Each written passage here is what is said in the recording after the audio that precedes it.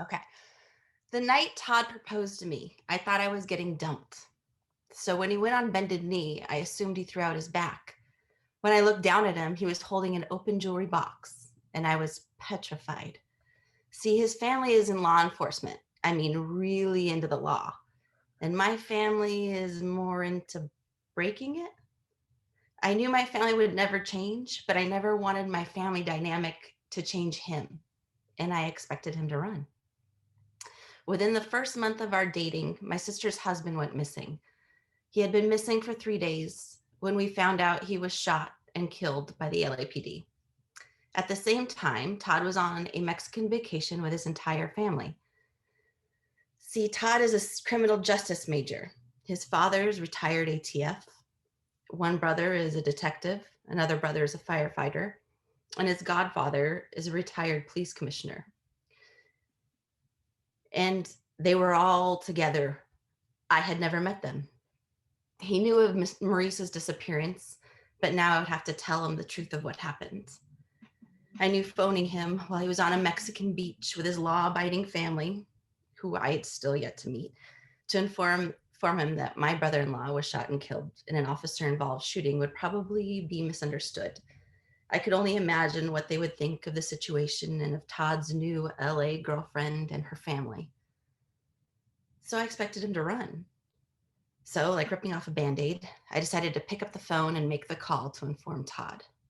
Luckily, he didn't answer the phone. I was rushed with relief, left a real quick message, and hung up satisfied that I had mustered enough courage to try. I was at my sister's house at the time. She was a wreck, hidden in her locked bedroom door, and my father was sitting on her lawn, uptight and rigid.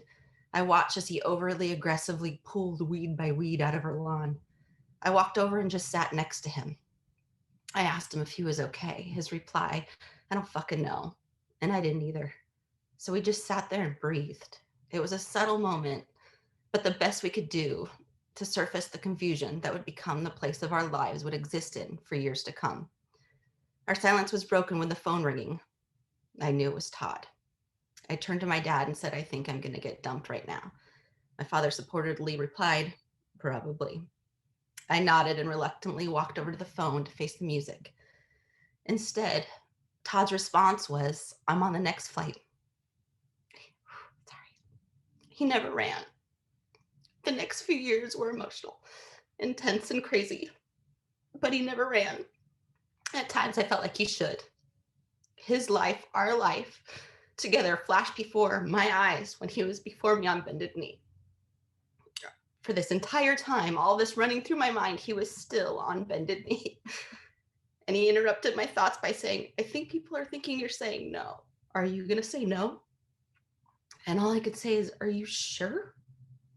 And he smiled at me without any fear, with an unwavering, like, yes, of course I'm sure.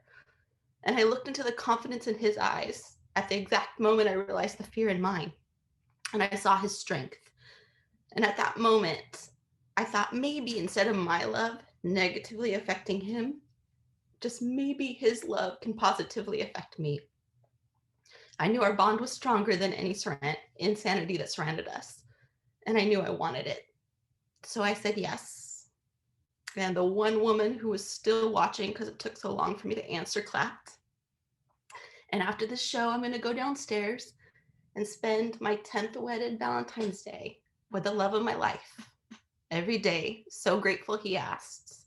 And every day, so grateful I had the courage to say yes. Happy Valentine's Day. Oh, Josie, oh my God. Look at people clapping out there, so moved and touched by that story. I love how we starts on bended knee and then we go back in time and we learn the whole history. And he never ran, he never ran. What a beautiful love story. Thank you.